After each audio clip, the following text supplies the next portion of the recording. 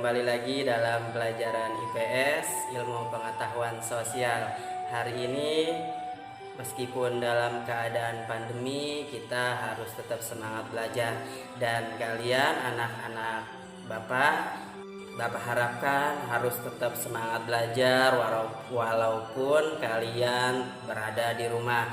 Karena belajar itu adalah hak untuk semua anak. Nah, pada kesempatan kali ini, sebelum kita mulai, alangkah lebih baiknya kita berdoa terlebih dahulu. Berdoa menurut kepercayaan agamanya masing-masing. Mulai. Ya, selesai. Nah, semoga anak-anak Bapak semuanya dalam keadaan sehat walafiat. Nah, untuk pembelajaran hari ini, simak video berikut ini dan jangan lupa di akhir video akan ada soal yang harus kalian jawab. Oke, check this out. Interaksi antar ruang benua Asia dan benua lainnya. Tujuan dari pembelajaran berikut ini yaitu setelah mencermati letak dan luas benua-benua di dunia, peserta didik mampu mengetahui lokasi dan batas-batas setiap benua dengan tepat. Yang kedua, setelah mencermati kondisi alam benua-benua di dunia, peserta didik mampu mengidentifikasi perbedaan kondisi alam setiap benua dengan benar. Yang ketiga, setelah membaca dinamika penduduk benua-benua di dunia, peserta didik mampu menelaah dinamika penduduk di setiap benua di dunia dengan tepat. Yang keempat, setelah menganalisis pengaruh perubahan ruang dan interaksi antar ruang antar benua, peserta didik mampu menelaah pengaruh interaksi antar benua dalam berbagai aspek kehidupan dengan tepat.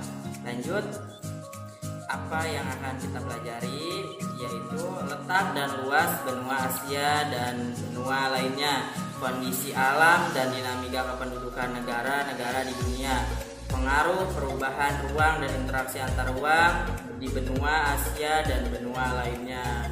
Lanjut, kita melihat letak dan luas benua Asia dan benua lainnya. Nah, benua Amerika posisi geografisnya yaitu 177 derajat bujur timur sampai 35 derajat bujur barat. Luas wilayahnya 40 juta kilometer persegi. Sedangkan benua Afrika posisi geografis 35 derajat lintang selatan sampai 37 derajat lintang utara dan 17 derajat bujur barat sampai 52 derajat bujur timur. Luas wilayahnya 30,29 juta kilometer persegi. Benua Eropa memiliki posisi geografis 35 derajat lintang utara sampai 80 derajat lintang utara. Nah, dan 9 derajat bujur timur sampai 60 derajat bujur timur. Luas wilayahnya 10,35 juta kilometer persegi. Sedangkan benua Asia yaitu posisi geografisnya 80 derajat lintang utara sampai 11 derajat lintang selatan dan 26 derajat bujur timur sampai 170 derajat bujur timur. Luas wilayahnya yaitu 44 juta kilometer persegi. Australia yaitu posisi geografisnya 10 derajat lintang selatan sampai 39 derajat lintang selatan dan 113 derajat bujur timur sampai 153 derajat bujur timur. Luas wilayahnya 8,9 juta kilometer persegi.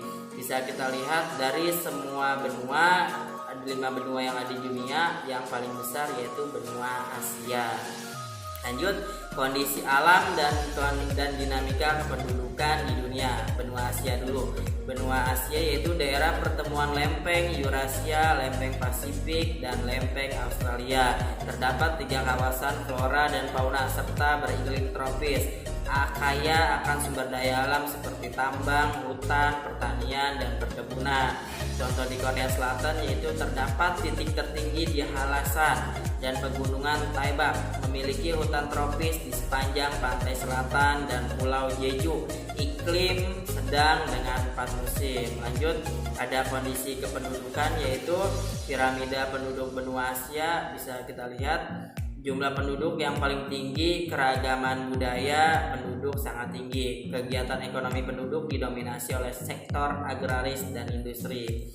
Lanjut ke benua Amerika dengan kondisi alam di Amerika Serikat. memiliki iklim sedang dengan 4 musim. Topografi sangat beragam seperti pegunungan, gurun, dataran rendah, dan gletser.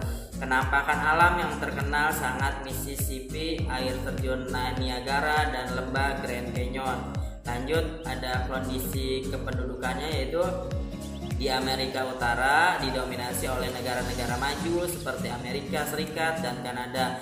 Laju pertumbuhan penduduk rendah, perkembangan teknologi sangat maju. Lanjut, di Amerika Serikat, kegiatan ekonomi penduduk didominasi oleh sektor agraris, dikenal sebagai wilayah Amerika Latin. Kondisi perekonomian beberapa negara relatif tidak stabil.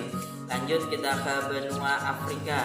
Dengan kondisi alam di Mesir contohnya terletak di kawasan Afrika Utara, sebagian besar berada di daerah subtropis, cenderung kering, dilewati aliran sungai Nil, dan sebagai terdapat pegunungan Sinai. Terdapat besar tertutup lapisan batuan gamping. Nah, selanjutnya contoh di negara Nigeria beriklim tropis, terdapat kenampakan berupa gurun pasir, padang rumput, gunung batu, dan rawa-rawa. Terdapat juga sungai Niger. Lanjut, kondisi pendudukannya yaitu piramida penduduk benua Asia, jumlah penduduk besar dengan tingkat pertumbuhan penduduk tinggi.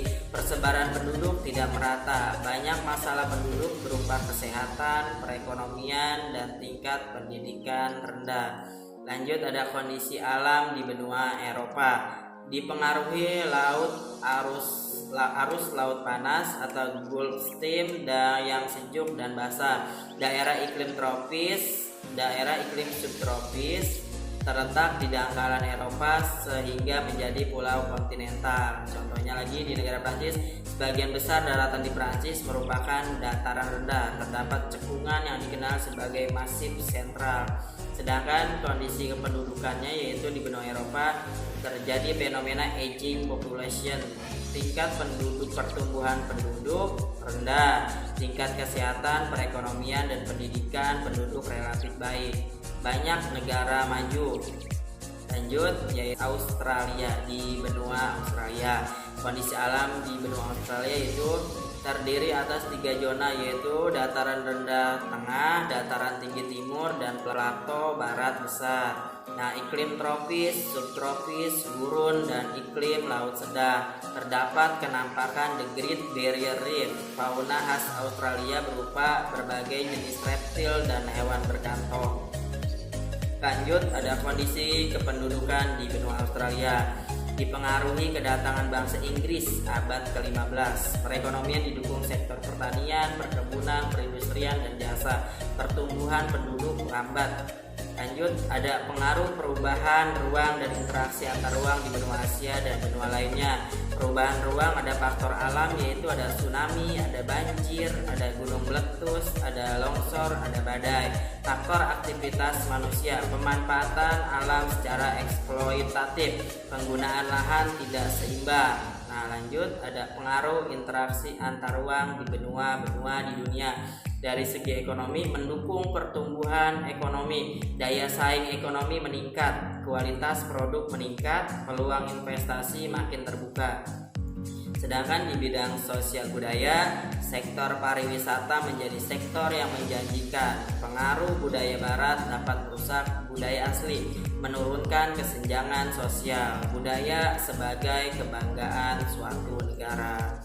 Lanjut, pengaruh interaksi antar ruang benua-benua dunia di bidang politik. Ada potensi saling mempengaruhi antar negara, tingkat kepercayaan antar negara makin membaik, menghilangkan kesenjangan antar negara maju dan negara berkembang, memicu konflik di perbatasan. Di bidang pendidikan yaitu ada taraf pendidikan meningkat, angka melek huruf meningkat, khususnya negara berkembang, teknologi merambah ke berbagai penjuru dunia, dan perkembangan ilmu pengetahuan. Cukup sekian dari interaksi keuangan di benua, semoga bermanfaat bagi yang menonton. Terima kasih.